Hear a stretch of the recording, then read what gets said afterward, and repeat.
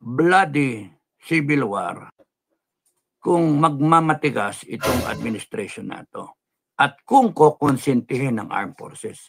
Ang key dito yung armed forces at yung PNP.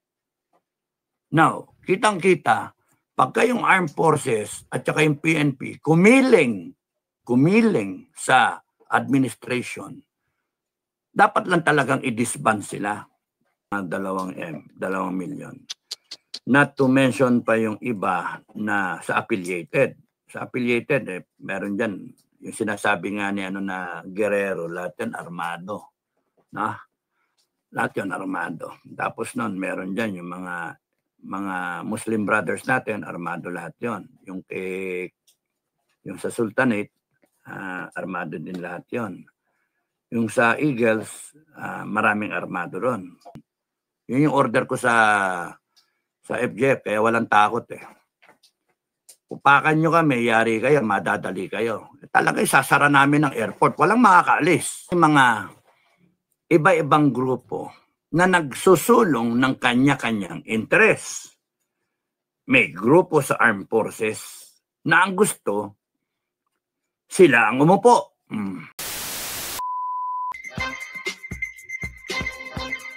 Yes.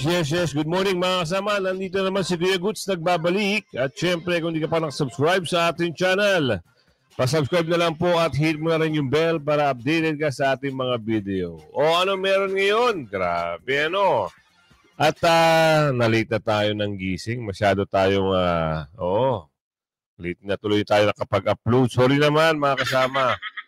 At ito 173,000 na po tayo. Maraming salamat po sa walang sawang sumusuporta At Happy New Year ulit sa inyo. Ito ano meron ngayon? Mamaya sa dulo ng ating video, bakit hindi inimbitahan? Bakit ang pakiwari natin, ang Pangulong Duterte pa ang iimbitahin sa White House? Aba, iba na ito. Oo nga, napapansin natin, bakit laging si BP Sara ang kine-courtesy call ng mga ambassador at iba-ibang mga officials ng iba't ibang bansa. At ngayon, bakit hindi inimbitahan kung sino nakaupo ngayon dyan sa White House? At pakiwari natin, mayroong bali-balita na si Tatay Digong o si Pangulong Duterte pa ang maiimbitahan daw di umano. Abangan nyo, may mapapahiya dito kung sakasakaling si Tatay Digong ang pupunta ng White House at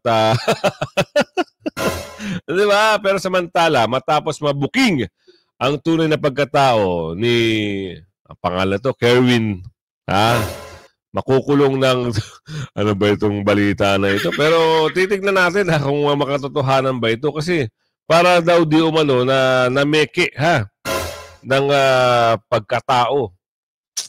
Ayon yan dito sa mapapanood nyo. Kaya kung bago ka pa lang sa aking channel, sa ating channel, mag-subscribe ka na at hit mo na rin yung bell para hindi ka napapag-iwanan. Isang like, isang share, all good sa po tayo dyan. Kung gusto nyo makapanood, kayo ang unang makapanood, meron pong join button dyan. Mag-ano lang po kayo dyan, mag-join. At meron nga pala akong si ma'am, yung mga taga-Japan, may tanong lang po ako kasi, may parang plano ko pa Plano ko po sa April mag-tour dyan sa Japan. Sa Tokyo ho ang plano ko. Baka may alam kayo na murang accommodation na near in the city. Baka ho meron kayong i-recommenda doon sa mga lagi pong nanonood sa akin sa mga taga-Japan. I-comment nyo lang po ako. Meron po akong nabasa dito Pero hindi ko po sure kung saan sa Japan sila. Maraming salamat po. Ito na. Rob, Chikadora, ipasok mo. Ano bang kwento at balita mo sa atin? Matapos dayain ang kanyang pagkatao at tila mag-imbento ng kanyang sariling kwento, Erwin Tulfo, posibleng makansela ang pagtakbo sa senador at maharap pa sa patong-patong na kaso.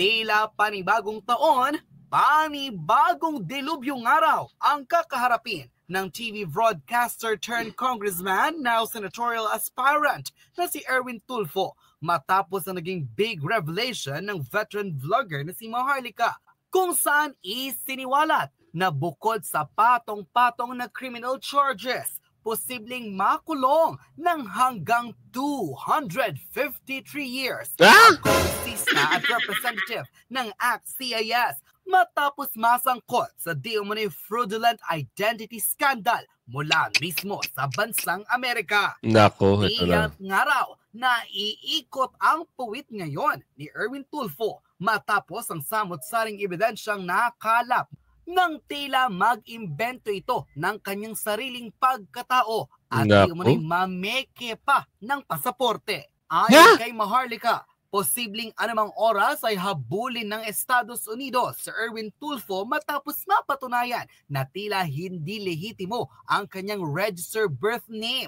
sa Hawaii kung saan ipinakilala nito na doon raw siya ipinanganak. Ngunit nang ilabas mismo ng Commission on Appointments ang totoong legality ng pagkatao ni Erwin Tulfo, natuklasan na sa Tacloban City, Leyte pala ito ipinanganak at ito ay hindi naturally American citizen. Ang ito na. Ito na ho ang revelasyon, ano? Ayon niya sa video.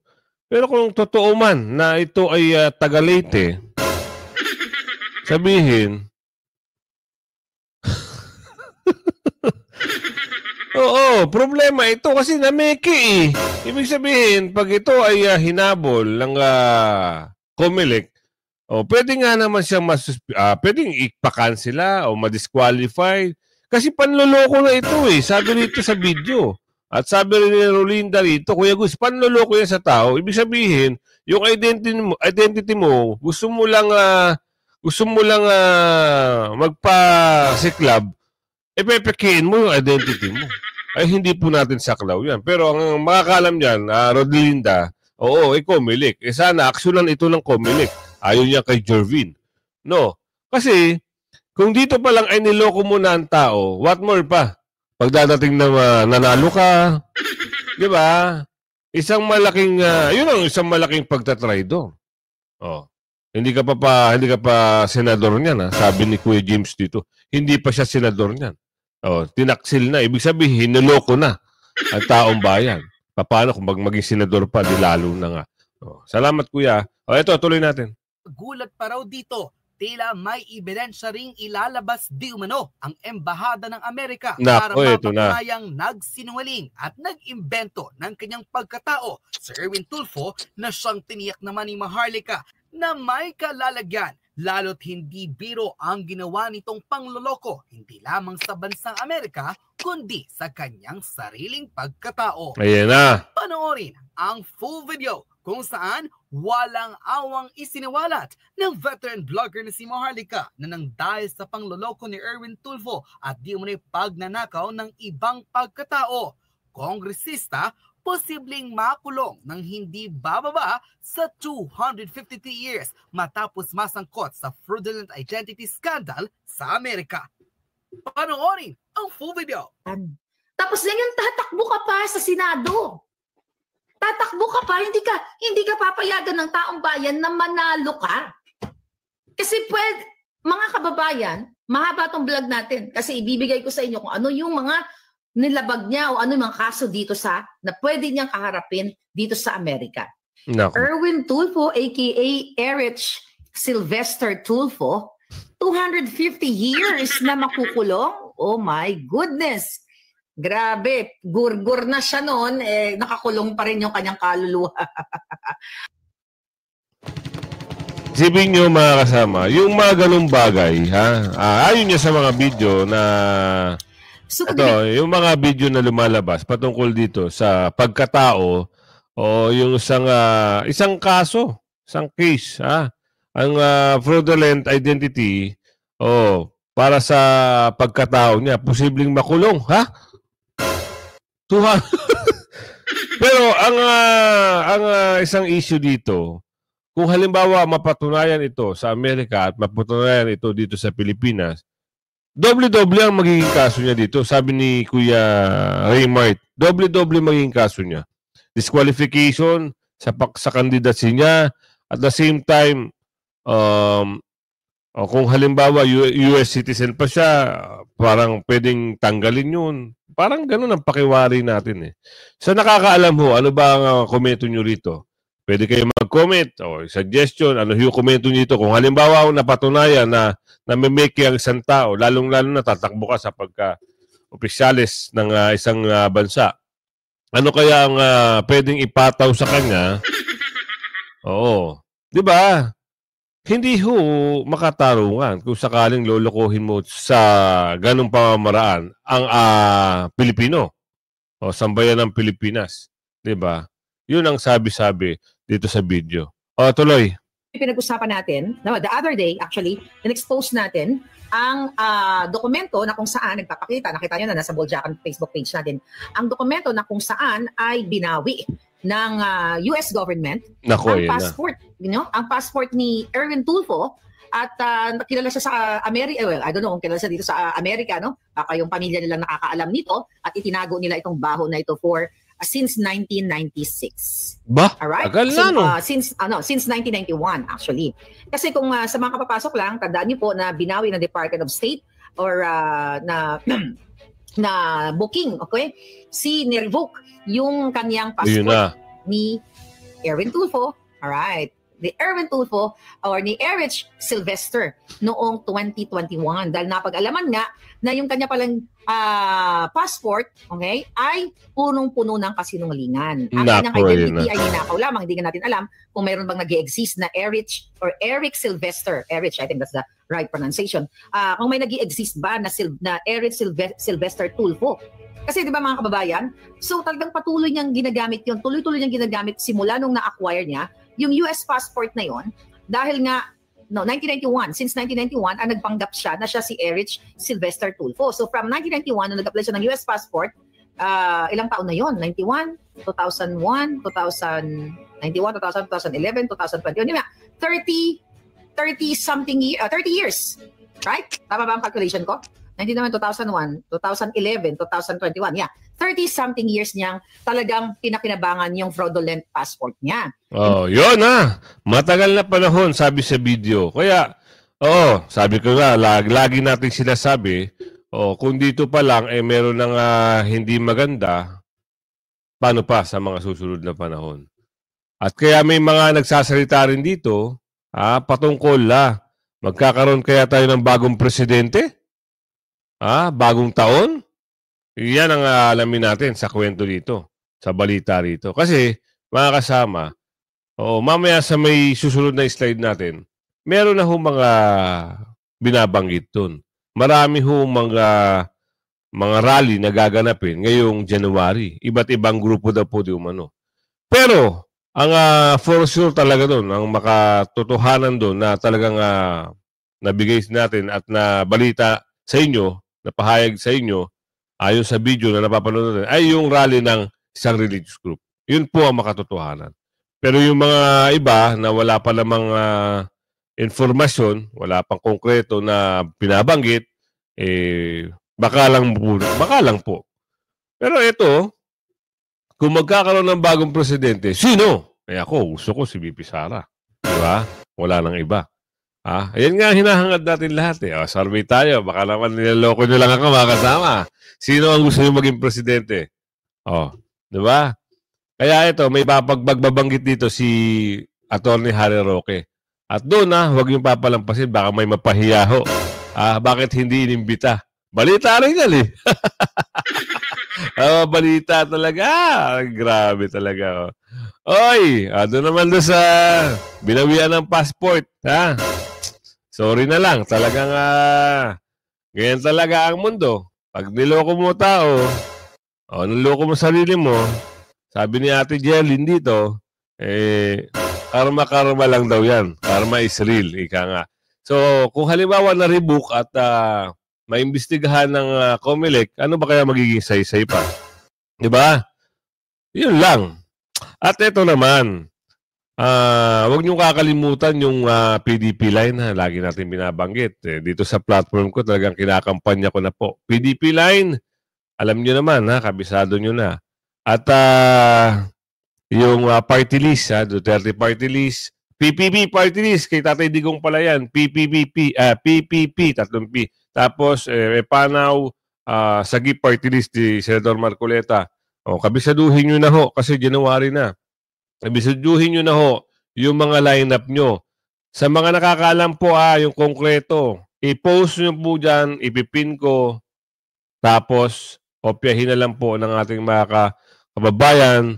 At yun naman sa abroad na boboto, sa embahada, tiyakin nyo po na, solido. Alam ko, ang ating mga kababayan, OFW, migrante, solido po talaga sa mga Duterte. Kaya, wag po natin sasayangin ang boto natin, ha? Ito na, tuloy na natin to.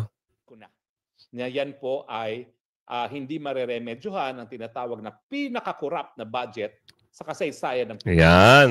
Kaya nga po, wala pa rin budget ang PhilHealth na dahilan para baka mabigo ang ating pagnanais nung sinulong natin ng Universal Healthcare na libreng gamot at paggamot.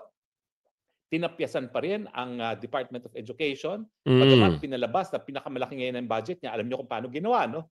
Kasi yung convergence, ito po yung mga kalye na patungo sa mga lokal na kalye basta merong turismo or merong industry na i-connect, no?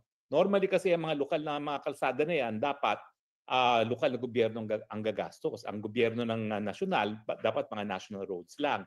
Pero ang ginawa nila, tinanggal nila yung convergence, 89 billion, linagay nila doon sa iba't ibang mga ahensya, kaya lumalabas na mas malaki ng 89 billion ang budget ng DepEd. Pero yan po ay focus-focus dahil budget pa rin yan ng DPWH. So sa katotohanan, tama si Senator Ping Lacson na pinakamataas pa rin ang budget ng DPWH. At syempre, kawawa pa rin ang mga militar.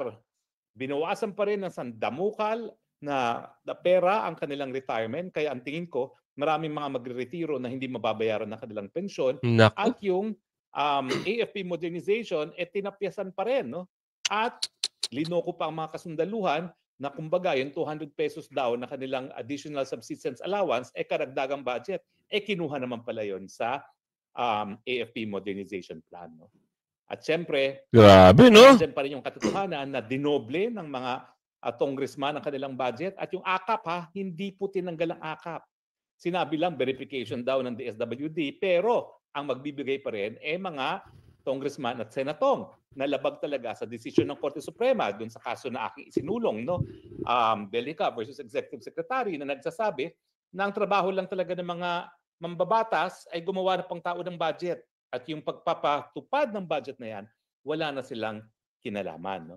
At syempre, nandiyan pa rin yung mga unprogrammed funds. Tapos yung mga budget na binito, di umano, nasa unprogrammed funds naman talaga yun. Ibig sabihin na unprogrammed funds, wala naman talagang pera na gagastusin para sa mga items na yon at magkakaroon lang ng pera para doon kung makakakolekta ng additional revenue. Grabe. So hindi ko na po pag-google pa ng panahon yung budget na yan dahil logical po, nung sinabi niyang lalagdaan niya, hindi niya talaga tatanggalin yung mga provision na dahilan kung bakit pinakakurap sa kasaysayan ng Pilipinas ang budget na yan. So kung hindi budget ang pag-uusapan ko, anong aking i-discuss ngayong gabi? Well, ayaw kong tumingin sa crystal ball. Kasi let's face it, no? Tayo naman edukado, wag nating ibase sa crystal ball ang ating kinabukasan. Instead, pag-usapan natin yung mga issues na dapat harapin ng mga Pilipino sa taon na 2025. Siyempre, ang pangunahing issue ay ano ang kapalaran ni PBBM, ano ang kapalaran ni Inday Sara. Alam nyo, hindi nyo mapaghihiwalay ang kapalaran ng PBBM at Inday Sara. Kasi nung tayo hinalal natin sila sa unit team, talaga naman ang sabi natin, presidente ka, pero kung may mangyari sa'yo, Vice President Sara, ikaw ang susunod na presidente. At siyempre, hindi naman nakaukit, no, sa bato na kapag ikaw ay presidente, presidente ka na. Ang gusto nga mangyari nung Marcos Camp, magpresidente sila muli till kingdom come. Gaya nung nangyari kay Senior na 20 anyos siyang naging presidente. Sa 6 na taon ng presidente, hindi rin niya nakaukit sa bato. Bakit? Kasi may mga pamamaraan para mapaalis ang presidente. Ano yan? Sickness, death, resignation, at bagamat hindi nakasulat yan sa ating saligang batas na expressway, pwede ring masisante sa trabaho ang ating presidente sa pamamagitan ng people power. At siyempre, impeachment. No? Ganon din ang mga pamamaraan para matanggal ang vice president. Death or serious injury, resignation, at saka impeachment. Bagamat, mahirap talaga ma-people power ang vice president, no? Kasi wala naman talaga siyang katungkulan kung hindi spare tire, no? Kung may mangyari sa presidente. So hindi natin po pwede paghiwalayin ang tadhana ng presidente at ng vice president. Ang tanong, taon bang 2025 magkakaroon ba ng death? Well, tanging Panginoon lang makakasagot niyan. Magkakaroon ba ng kondisyon na pagkakasakit na hindi siya pwede maging presidente? Diyos lang makakapagsagot niyan. Bagamat, kung totoo yung hinala ng marami na gumagamit ng pinagbabawal na gamot ng ating presidente, yung paggamit kasi ng bawal na gamot, yan ay described as a serious illness. So po pwede maging ground for incapacity yan on the basis of serious illness, no? Yung drug addiction. Pero nasa Panginoon din yan. Kung talagang kung totoo, number one, nabangag siya, ayan linilinaw ko po, di ko sinasabi na bangag siya. Sinasabi ko lang, may katungkulan siya na sagutin yung mga paratang na siya ay gumamit ng pinagbabawal na gamot. Sino mga nagbato niyan? Si Presidente Duterte, si Agent Morales, at lately, si Cathy Binag. Di ba? Now, ang natitira na lang na opsyon na pwede nating pag-usapan ay yung resignation at saka yung people power.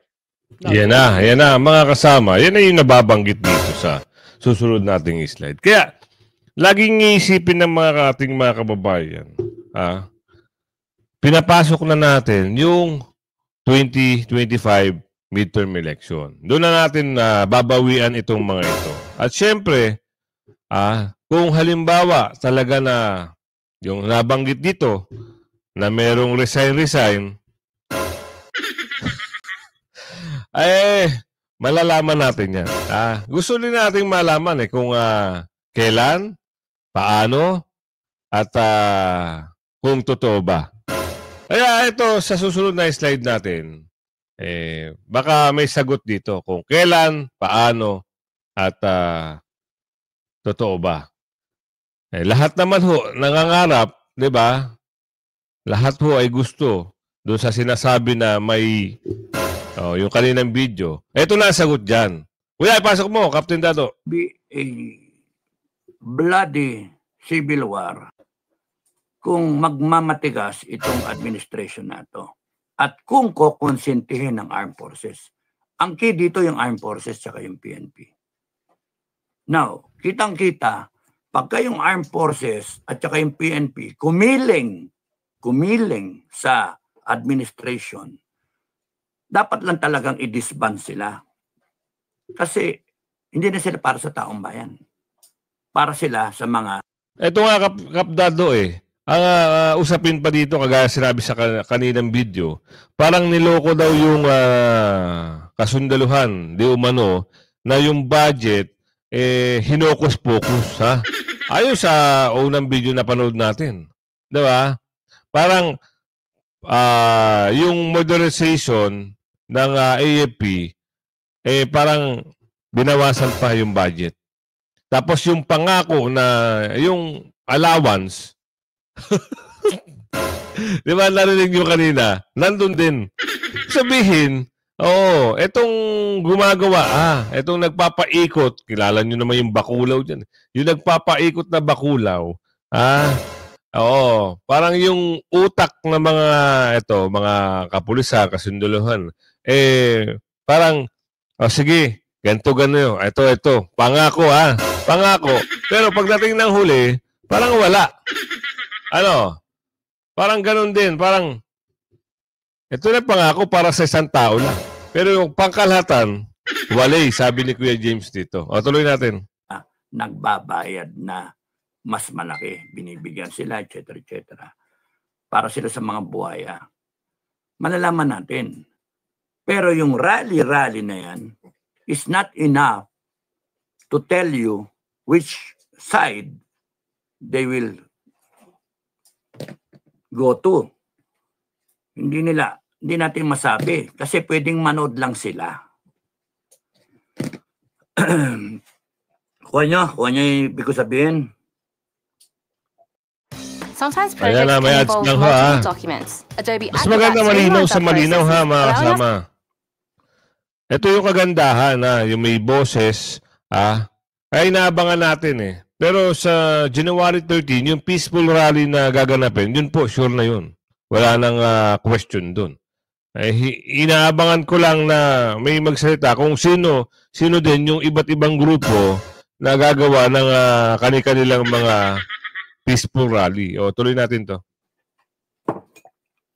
Ngayon, dagdag nyo pa dyan na may mga iba-ibang grupo na nagsusulong ng kanya-kanyang interes.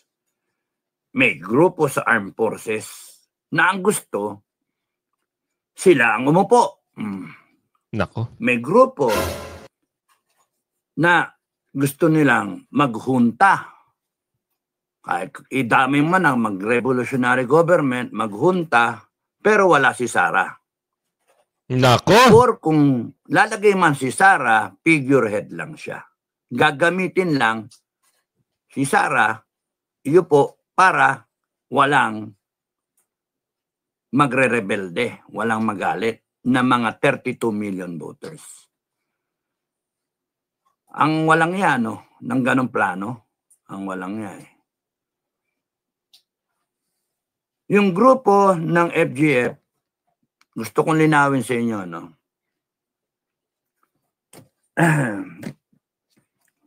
Dumami tayo, marami ng affiliated, marami sumama sa grupo natin. We lost track already. Marami yung affiliated, umabot na ng mga 30 and still has to be validated. Basta ang claim, meron akong ganyan, 100,000, meron akong ganyan, 20 million, meron akong 10 million, meron akong ganyan. Okay, so affiliated kayo sa grupo. Now, ang FGF na accounted for, mga nasa 7M siguro, plus, 7M plus. Ang armado, mga 2M, 2 million. Not to mention pa yung iba na sa affiliated.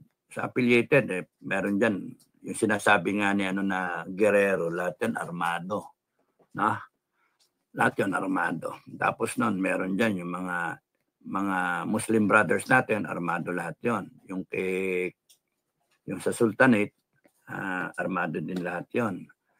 Yung sa Eagles, maraming armado ron.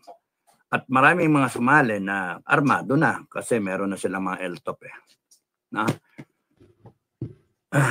Useless lahat yan. Bagay, useless lahat yan pagka nagkaroon na tayo ng campaign period. Kasi bawal ka na maglabas ng baril. Yun yung thinking nila. Pero pagka anytime pwede ka maglabas ng baril pagka revolutionary government. Ang umabla, kalaban. So, malaman natin, ang hirap ng posisyon natin sa FGF, hindi tayo makagalaw kasi nga nandoon yung respektado natin, yung gusto natin na umupo.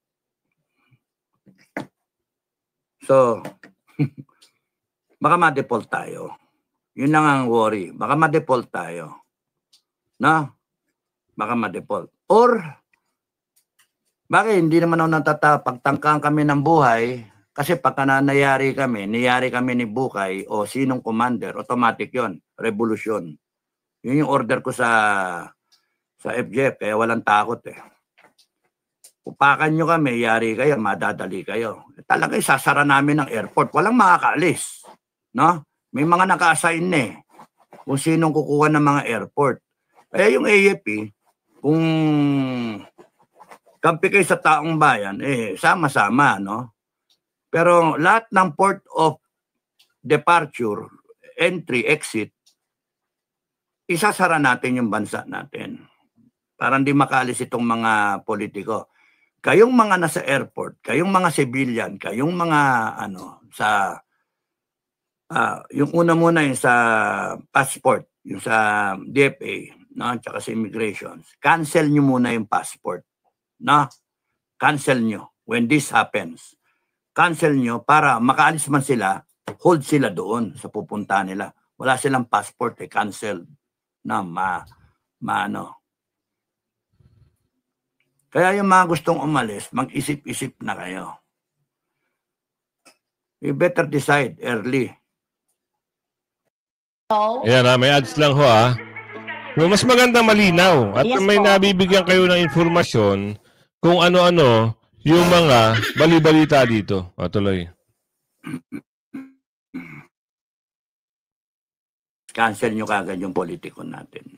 No? Para wala, kilala nyo naman kung sino yung mga Quadcom, kilala nyo naman sino yung mga abusado. Cancel. Pati yung kay BBM, cancel. No? Para hindi sila makasibat. Alam niyo yan, kaya gusto sumibat. Alam nila guilty sila. Sisibat sila kasi guilty. Natatakot sila sa gagawin natin. Yung sampalin mo araw-araw yan kundi na magaing mukha ng mga yan Na gusto yung bigyan ko pa kayo ng yung cutter o pliers. Pingasin nyo yung mga ngipin ng maputragis na yan kaya pingasin nyo yung mga kuko ng mga yan. O bago namin dalhin sa luneta, pingas na yung mga kuko. Lagyan nyo na lang na asin, yung kalamansi. Mga putragis yung mga yan, sobrang mga walang yan. Ang tatapang pa. Sila pa yung masisiba. Sila pa yung... kayong mga Pilipino, kala ninyo, lalo na yung mga yung mga kumakampi, mga nagte-threaten pa sa akin, hindi nyo alam yung pinasok ninyo. Delikado na kayo, good luck kayo, good luck.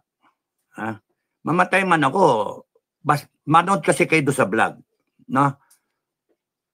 Papasok ako sa pinto, akala ko NPA yun nandun sa loob. Sabi sa akin, NPA.